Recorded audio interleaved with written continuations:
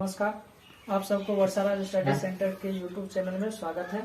आज हम बात करेंगे क्लास 10 के बायोलॉजी के चौथे पार्ट के बारे में। ठीक है, हमने पिछले पार्ट में पढ़ा था क्या, प्रकाश संश्लेषण के बारे में पढ़ा था। ठीक है, आज पढ़ेंगे क्या, प्रकाश संश्लेषण के लिए कुछ आवश्यक कच्ची सामग्री, क्या क्या चीज जरूरत होती है हमको प्रकाश संश्लेषण के लिए। ठीक है, तो इसमें सबसे पहला नाम आता है किस चीज का, सूर्य की प्रकाश की। किस चीज का आता है, सूर्य की प्रकाश की। दूसरा नाम है क्लोरोफिल, और तीसरा नाम है कार्बन डाइऑक्साइड, और उसके बाद चौथा नाम है जल। अब हमने बात किया क्या कि प्रकाश संश्लेषण में कौन कौन से कच्ची सामग्री का आवश्यकता होती है। तो एक बार फिर से देख लीजिए, सूर्य की प्रकाश, क्लोरोफिल, कार्बन डाइऑक्साइड और जल की जरूरत होती है। ठीक है, अब बता रहे क्या, प्रकाश संश्लेषण के दौरान निम्नलिखित घटना, क्या क्या घटना होती है, हम इसकी चर्चा करेंगे। तो पहला बात करेंगे हम, क्लोरोफिल द्वारा क्या होता है, प्रकाश ऊर्जा का अवशोषण किया जाता है। क्या होता है, क्लोरोफिल द्वारा प्रकाश ऊर्जा का क्या होता है, अवशोषण किया जाता है। और उसके बाद प्रकाश ऊर्जा को रासायनिक ऊर्जा में बदला जाता है। क्या किया जाता है, बदला जाता है। किसको, प्रकाश ऊर्जा को रासायनिक ऊर्जा में बदला जाता है। और जल के अणुओं का हाइड्रोजन और ऑक्सीजन में क्या होता है, अपघटन होता है। अपघटन मतलब क्या होता है, टूटता है।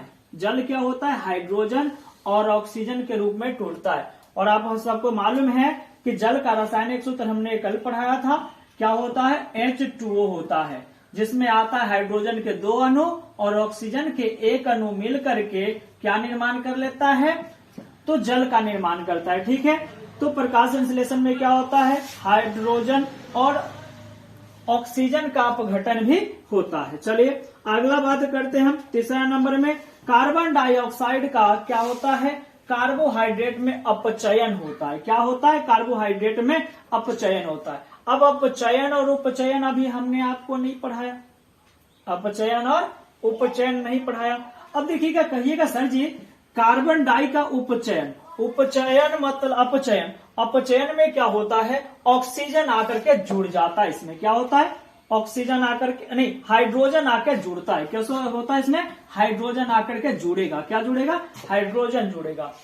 ठीक है, अब हम बात करते हैं अगला रंध्र के बारे में, जो इसका जो है ना सबसे इंपॉर्टेंट चीज है। आप सोचिए कि कार्बन डाइऑक्साइड आता कहां से, पौधे में जाता कैसे, तो वो ये रंध्र जो है, इसी के द्वारा क्या होता है, पौधे में ये प्रवेश करता है। ठीक है, तो हम बात करते हैं रंध्र होता क्या है।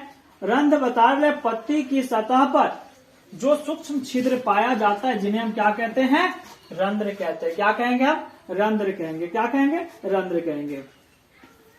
अब आता है रंध्र, रंध्र के प्रमुख कार्य, रंध्र का क्या काम है, रंध्र का काम क्या है। तो प्रकाश संश्लेषण के लिए गैसों का अधिकांश आदान प्रदान है ना, मतलब गैसों का क्या है, आदान प्रदान करना ही किसका काम है, रंध्र का काम होता है। ठीक है, अब आती है अगला वाष्पोत्सर्जन। क्या होता है, वाष्पोत्सर्जन की प्रक्रिया। और वाष्पोत्सर्जन की प्रक्रिया में क्या होता है, जल जो है रंध्र द्वारा ही बाहर निकलता है। समझ बात आ गई। तो चलिए अब हम बात करेंगे, इतना तो हमने बात बता दिया आपको। अब हम बात करेंगे कि जल जाता कैसे है पेड़ पौधे में, है ना, और पेड़ पौधे अपना विकास कैसे कर पाता है। तो हम सबसे पहला बात करेंगे पौधों में या पादपों में परिवहन की चर्चा करेंगे। किस चीज की चर्चा करेंगे, पादपों में परिवहन। परिवहन मतलब होता है क्या है, एक जगह से दूसरे जगह जाना। अब पेड़ पौधा में क्या जाएगा, उसका कुछ खाद्य पदार्थ ही जाएगा। तो चलिए बात करते हैं, पौधों के एक भाग से दूसरे भाग तक खाद्य पदार्थों का क्या करना, स्थानांतरण करना। मतलब एक जगह से ले उठा करके दूसरे जगह पहुंचाना, वही होता है, क्या होता है, स्थानांतरण होता है। स्थानों में अंतर क्या होता है, स्थानांतरण होता है। मतलब एक जगह से उठाए दूसरे जगह पहुंचा दिए, तो उसे हम क्या कहेंगे, पादपों में परिवहन कहेंगे। क्या कहेंगे, पादपों में परिवहन कहेंगे।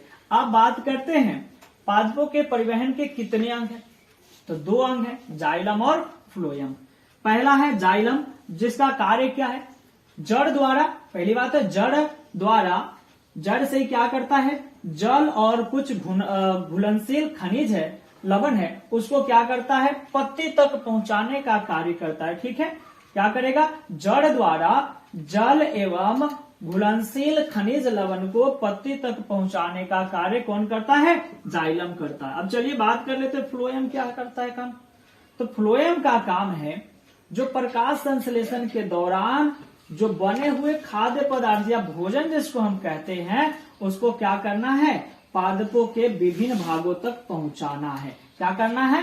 पादपों के विभिन्न भागों तक पहुंचाने का कार्य किसका है?